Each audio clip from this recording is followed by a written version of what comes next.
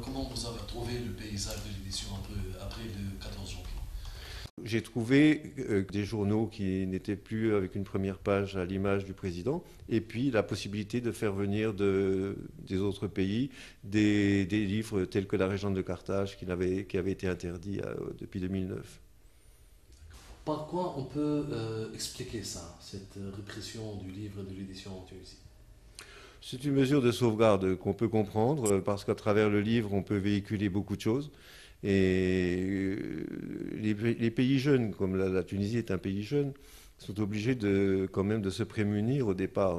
Si on laisse écrire n'importe quoi, il y a des risques. On a connu en France avec le président Sarkozy qui a interdit la publication du livre de sa femme, de sa première femme. Monsieur Julien, vous travaillez maintenant sur un grand livre qui s'appelle Dégage, dégage. Ils ont dit dégage.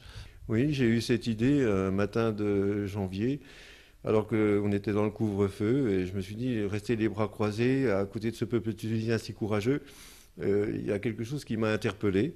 Et comme mon métier est d'être éditeur, eh bien, j'ai choisi de faire un livre.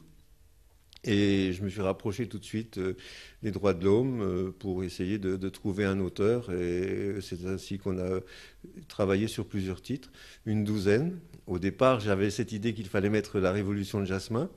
Et puis tout de suite, les Tunisiens m'ont dit, oh là là, le jasmin, laisse tomber. Et donc j'ai fait voter sur mon site internet les visiteurs sur une douzaine de titres. Et c'est Dégage, dégage qui a récupéré 60% de votes. Le but ou bien l'objectif à travers l'édition de ce livre? C'est très simple. Moi, je n'appartiens à aucune famille politique tunisienne et en France, je suis quelqu'un de très neutre.